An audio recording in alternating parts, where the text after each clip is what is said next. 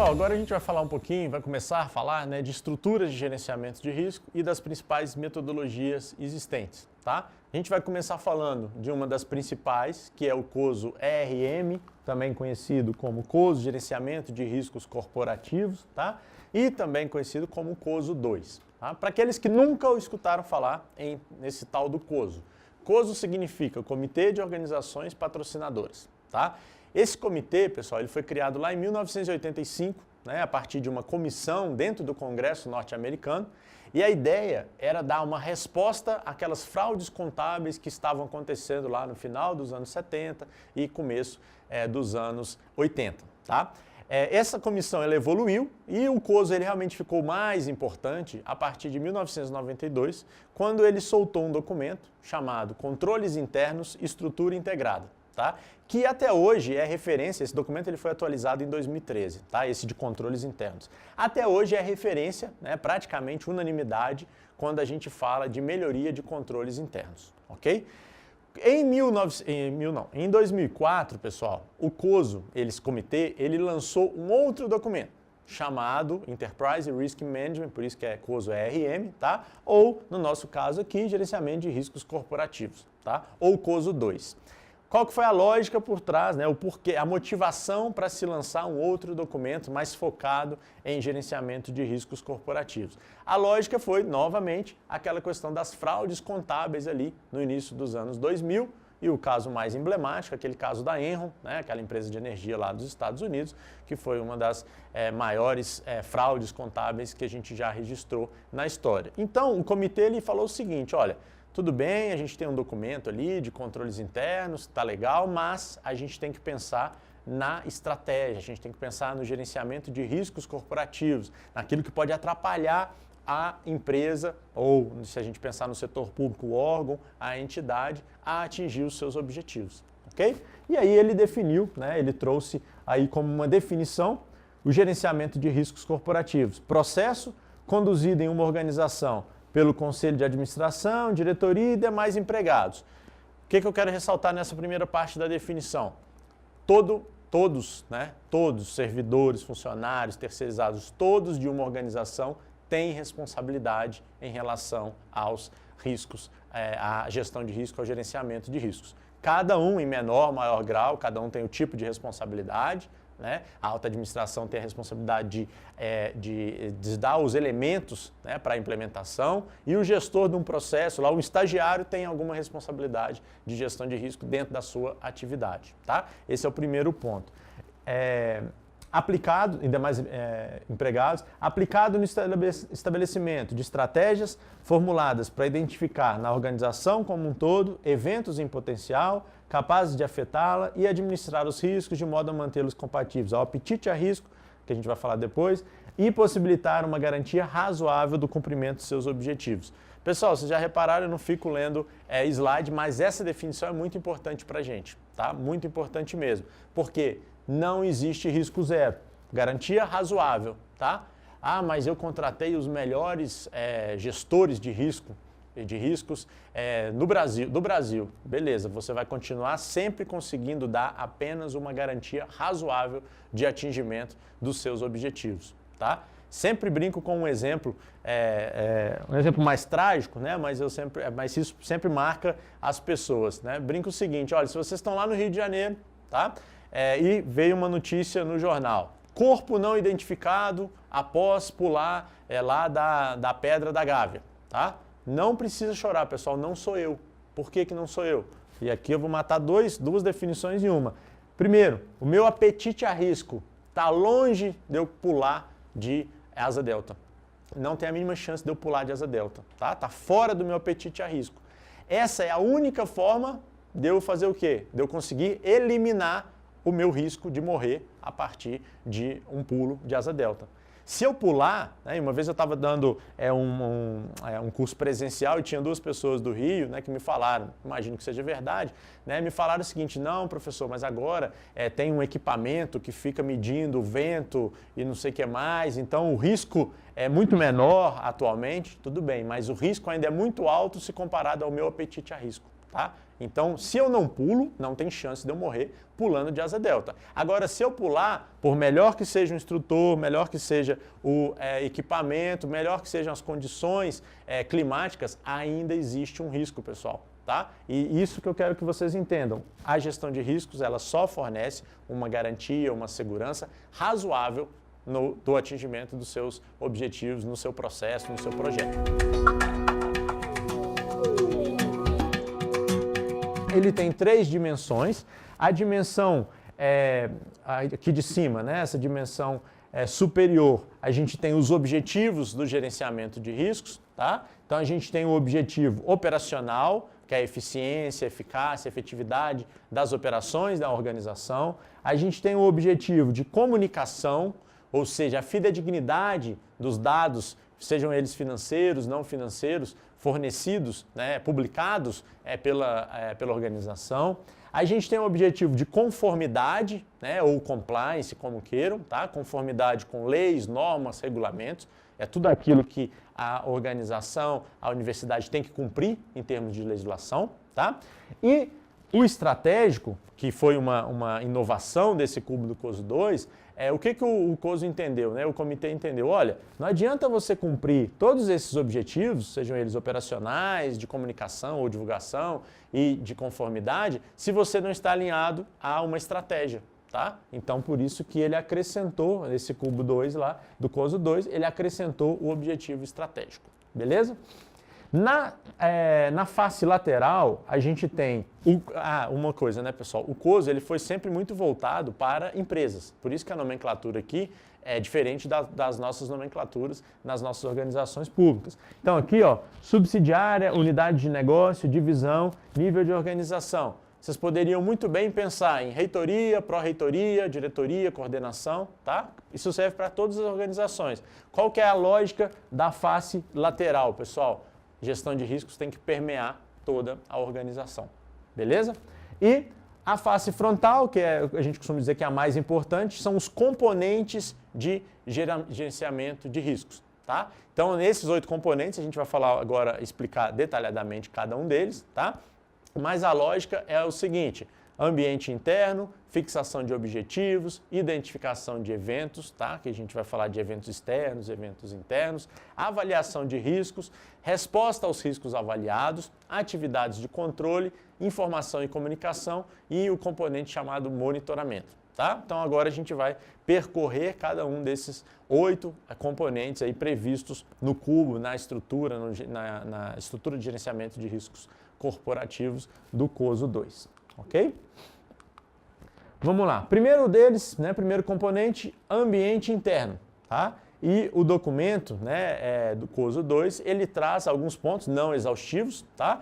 E esse ambiente interno significa o quê, pessoal? Você tem que avaliar o ambiente que você está inserido, tá? Você tem que avaliar o seu contexto, né, da sua organização. Então ele dá alguns exemplos, olha, atribuição de autoridade e de responsabilidade. Será que a minha organização, pense em você, será que a minha universidade, né, todos os servidores, todos os funcionários terceirizados, cada um sabe o que tem que fazer? E isso está exatamente de acordo com, por exemplo, o regimento interno da minha organização? Isso tudo faz parte do ambiente interno que você tem que avaliar, tá? Integridade e valores éticos, né? Será que, trazendo um exemplo mais concreto, será que a minha organização tem um código de ética? Ou um código de conduta, ou um código de conduta ética? Existem algumas diferençazinhas aí, mas falando de modo geral, tá? Será que ela formalizou o que ela espera em termos de ética, né, em termos de integridade dos servidores, dos colaboradores, dos estagiários, dos funcionários, dos terceirizados? Né? O código de ética serve para isso, tá?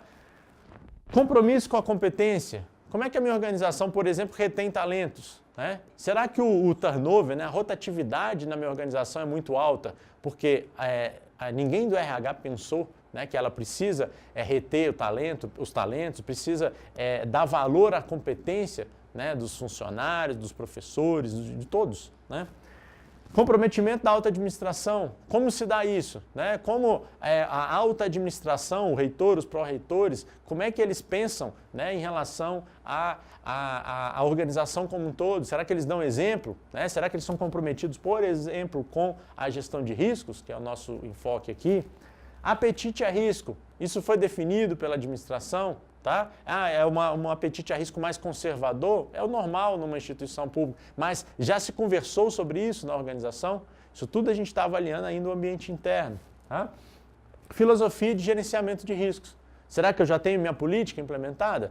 Se eu não tenho, eu já estou atrasado a partir da IN, né? Que isso já era para ter sido implementado. Ah, mas não implementei, mas já constituí um grupo de trabalho, já tem uma minuta, já está lá na consultoria jurídica, na assessoria jurídica, alguma coisa assim. Ou seja, eu estou me movimentando. Isso tudo faz parte da análise do primeiro componente chamado ambiente interno. Beleza? Bom, segundo componente, a gente fixa, né, o que a gente chama de fixação dos meus objetivos. Tá? E nesse caso, não apenas os objetivos estratégicos, lá no meu planejamento estratégico, tudo bonitinho, mas os objetivos que a gente chamou, que o COSO 2 chamou de objetivos correlatos, aqueles relacionados à operação, aqueles relacionados à conformidade, né, e aqueles relacionados à divulgação ou comunicação. Tá? Então, nesse momento, antes de fazer qualquer gestão de riscos, eu tenho que pensar o quê, pessoal? Tenho que fixar os objetivos que eu quero atingir. Porque se eu não tenho objetivo, não faz o menor sentido eu falar de gestão de riscos. Né? Não tem jeito de eu pensar o que pode atrapalhar o atingimento de uma coisa que eu nem defini ainda. Então, sempre antes de identificar os eventos de risco, eu tenho que pensar o quê? Nos objetivos que eu quero alcançar. Ok? E aí eu quero um exercício, né? Embora a gente está aqui no EAD, mas eu quero que vocês pensem. Né? Definam aí na cabeça de vocês um objetivo. Pegue um processo qualquer que vocês trabalhem, tá? E pensem qual que é o objetivo desse processo que está sob a minha responsabilidade. E isso é importante essa parte agora, pessoal, porque vocês vão percorrer todos os componentes pensando neste objetivo, tá? Vamos lá, terceiro componente, ó, identificação de eventos. Identificação de eventos de risco, tá? Negativos o risco, eventos positivos, o que a gente, como eu falei, a gente vai chamar de oportunidades. Quando a gente está identificando os eventos, uma forma, né, talvez mais didática da gente fazer é pensar eventos externos e eventos internos. Tá? Eventos externos, pessoal, são aqueles eventos que geralmente eu não consigo atuar o quê? Na causa. Tá? Eu dei até um exemplo lá de contingenciamento, beleza? Os eventos internos, a tendência é que eu tenha uma maior controlabilidade, tá? Ou seja, está mais na minha mão, na mão da organização. Tá? Eu consigo influenciar, inclusive, na causa, né, para que aquele evento de risco não se concretize, ou pelo menos aumente a probabilidade daquele evento de risco não acontecer, já que risco a gente está tratando como uma coisa ruim. Beleza? Então, aqui alguns exemplos, né, não são exaustivos. Né, por exemplo, vamos pensar aqui, ó, evento externo econômico, né, uma desvalorização cambial ou uma alteração cambial, né? Ela tem impactos, pessoal, em diversas empresas, mas também em alguns órgãos, tá? Não pense que é só na iniciativa privada, não. Também alguns órgãos são afetados por uma valorização ou uma desvalorização cambial. Um órgão, uma entidade ou até mesmo uma empresa, ela tem a capacidade de influenciar no câmbio? Isso em condições normais de temperatura e pressão, né, pessoal? Não tem. Então ela vai entender essa variação cambial como o quê? Como um evento externo. Ah, mas ela pode fazer gestão de riscos a partir disso? Claro que pode. Né? A gente tem no mercado aí operações de hedge, né, de proteção, justamente um exemplo clássico de resposta a um risco avaliado, que eu não consigo influenciar na causa, mas eu penso no efeito. Né? Então, eu contrato operações de hedge. Se a gente pensa internamente, né, infraestrutura, processo, tecnologia, pessoal, né? Se eu identifiquei uma falha na minha infraestrutura, né, vamos pensar que eu tenho, ó, meus computadores estão para ficar obsoletos. Tá? A princípio, eu tenho condição de atuar na causa. Olha, antes desses computadores ficarem obsoletos, tá, desse evento de risco se concretizar, eu vou trocar todo o meu parque tecnológico aí, relacionado aos computadores, por exemplo. Tá? Seja, vou comprar outro, vou fazer um comodato, não interessa, mas eu atuo na causa. Por quê? Porque aquele evento é considerado um evento interno para mim. Uma das técnicas mais utilizadas para a gente pensar nesses eventos é justamente o SWOT, né? Forças, fraquezas, oportunidades e ameaças, que é uma técnica que geralmente as pessoas já tiveram algum contato, né? Seja na faculdade, seja numa pós, em alguma coisa, em algum momento, né, as pessoas já têm uma familiaridade em relação a essa técnica. Tá? Então é uma das que a gente pode utilizar em relação à identificação de eventos de risco. Então agora pensem, né? Vocês já pensaram no objetivo, certo? Agora pense o seguinte, olha, quais os eventos de risco que podem atrapalhar o atingimento do meu objetivo, né? Do seu objetivo aí que você pensou lá no segundo componente, tá? Então dei uma pensada, olha, o que pode atrapalhar, pode fazer com que eu não atinja este objetivo do meu processo, da minha atividade, do meu macroprocesso, como queira, ok? Bom, quarto componente, já identifiquei os riscos, agora eu preciso avaliá-los. Tá? Agora sim a gente entra no que na forma mais usual, não é a única, mas é a forma mais usual da gente avaliar os riscos, que é uma matriz de probabilidade versus impacto. Tá? A definição de riscos eu já falei. Qual que é a lógica? Né? Identifica os riscos relevantes para o objetivo da minha organização. No nosso exemplo aí, né, eu trouxe mais para o nível operacional, os objetivos para o atingimento do meu processo, do objetivo do meu processo. Tá? Estima a significância e avalia a probabilidade da ocorrência desses eventos de risco, que é a matriz de probabilidade de impacto que eu vou mostrar para vocês. E aí sim, no outro componente, eu vou decidir sobre as ações em respostas a esses riscos avaliados. Né? O quinto componente que a gente vai falar chama resposta aos riscos. Eu preciso, depois de avaliá-los, decidir sobre o que eu tenho que fazer. Tá? Aqui é uma matriz 2x2 apenas para fins didáticos, tá? Eu vou explorar mais essa questão de matriz quando a gente falar da metodologia lá do Ministério do Planejamento, que é uma das que estão sendo mais utilizadas por outros órgãos, tá? Mas aqui é só para vocês terem uma ideia, né? Eu vou pensar no evento de risco e vou pensar, olha, qual que é a probabilidade deste evento de risco acontecer, tá? Qual que é a probabilidade de uma pessoa entrar na minha universidade de forma não autorizada, tá? Ou qual que é a probabilidade de uma pessoa entrar na sala de aula e cometer algum crime? Seja um furto, seja um atentado contra a integridade física do professor, alguma coisa, tá? E, além da probabilidade, caso isso aconteça, qual o impacto no meu processo, tá? No objetivo ali do meu processo, da minha atividade, do meu objetivo estratégico, se a gente estiver pensando na organização como um todo, tá bom? E aí a gente vai ter aí esses quadrantes, né? Nesse caso é uma matriz 2x2, então 4 quadrantes relacionados à avaliação de risco, ok? Quando a gente fala de avaliação de risco, pessoal, a gente não pode deixar de falar de duas nomenclaturas, vamos dizer assim, tá? Risco inerente e risco residual, tá? O risco inerente, pessoal, é aquele risco, como o nome já diz, né, inerente à própria atividade, ao próprio processo, tá? E que desconsidera qualquer controle existente, tá? Então, nesse exemplo que a gente vai manter, né, de alguém entrar de forma não autorizada numa sala de aula, por exemplo, tá? Quando eu for avaliar esse risco inerente, eu vou pensar o seguinte, olha, desconsidera algum controle que eu tenho na minha universidade, tá? Desconsidera que, por exemplo, para alguém entrar numa sala de aula, ela tem que passar antes por uma recepção, com segurança, etc. Desconsidera isso tudo. O que eu estou fazendo? Avaliando o risco inerente da própria atividade, do próprio processo, tá? Depois que eu penso nos controles já existentes em relação àquele processo, caso exista, tá? O que sobra é o que a gente chama de risco residual.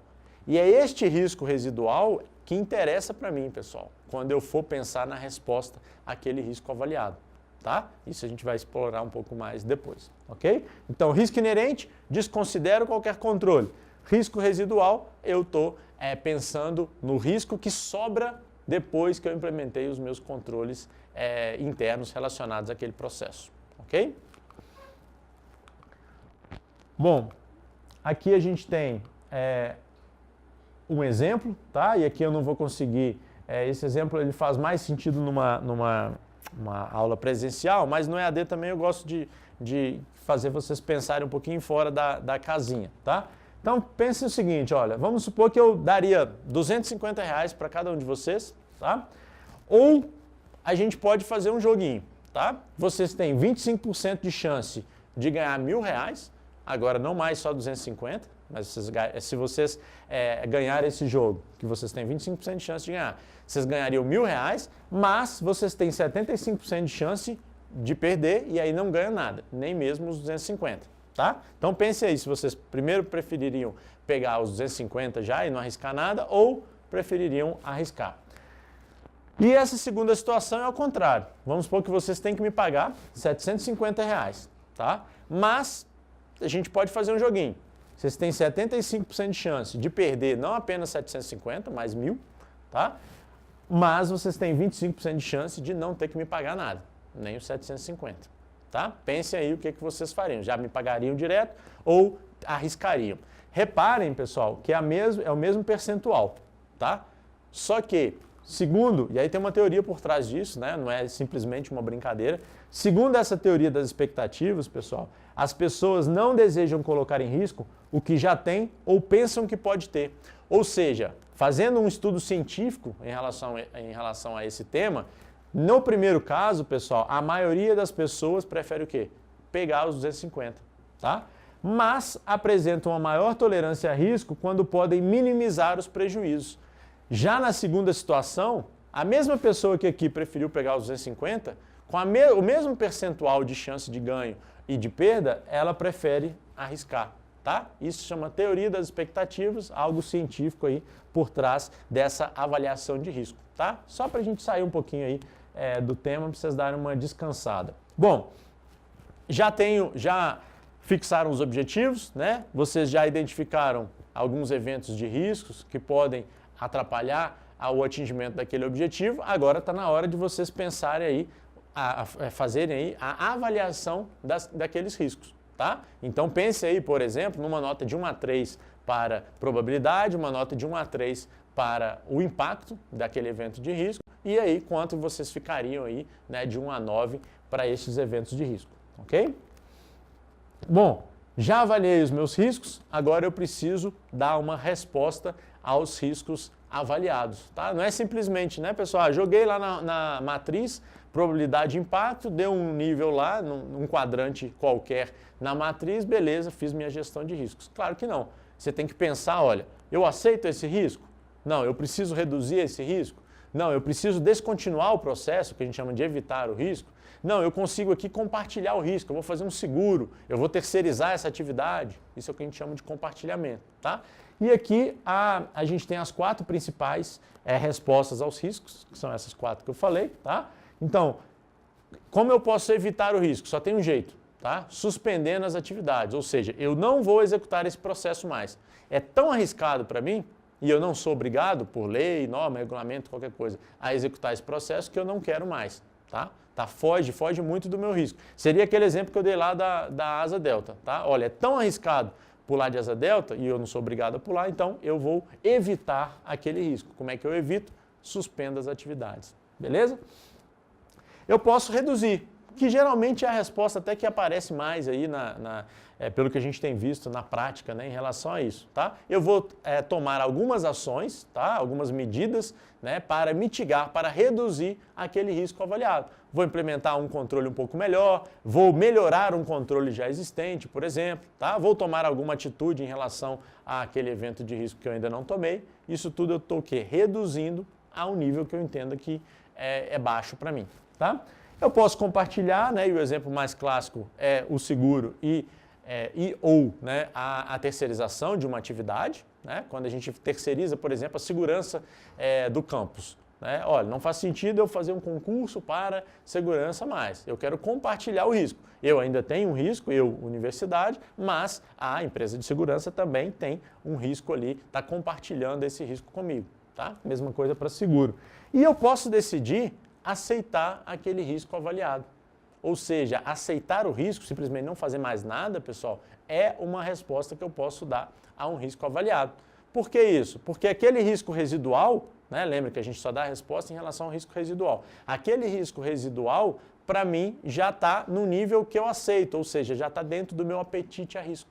Tá? Então, eu não vou caçar mais controle para implementar, tá? Porque não faz sentido, o custo-benefício não vale a pena. Então, eu simplesmente aceito, não adoto nenhuma medida, não preciso adotar nenhuma medida. Combinado?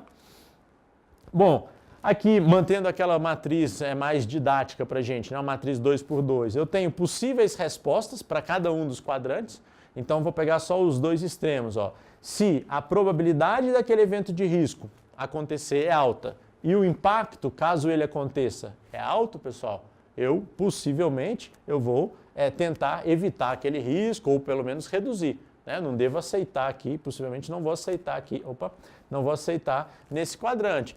Já se está aqui mais abaixo, ó, a probabilidade daquele evento de risco acontecer é muito baixa e mesmo que ele aconteça, o impacto é muito baixo, possivelmente eu posso decidir aceitar esse risco. Tá? Não implementar mais nenhum controle, não tomar nenhuma atitude em relação a esse risco avaliado.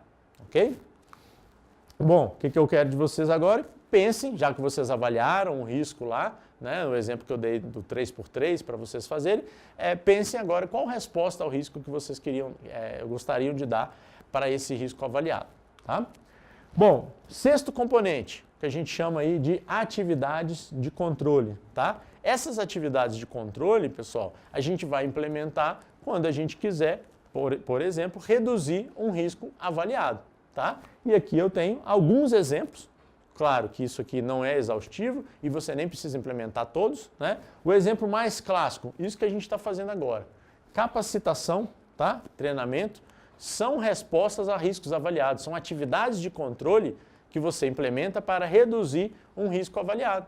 Tá? Vamos supor que a causa daquele evento de risco pode ser uma falta de conhecimento técnico sobre determinado assunto. E isso faz com que você cometa, por exemplo, faça uma nota técnica mal elaborada, tá? Que poderia ser um evento de risco. Beleza? Como é que você pode atuar nisso? Melhorando a capacitação, a capacidade desses gestores, desses servidores, desses funcionários em implementar, em elaborar uma nota técnica. Ok? Então, capacitação e treinamento é uma atividade de controle, né? Ou são atividades de controle que podem ser implementadas a partir de uma resposta a um risco avaliado, tá bom? Aqui a gente tem outros, né? Autorização e aprovação, segregação de funções, que inclusive é um princípio de controle interno, né? Você não deixar na mão, vamos dizer assim, no controle de uma mesma pessoa, de um mesmo setor, atividades conflitantes, né? Que podem gerar conflito de interesse. Tá?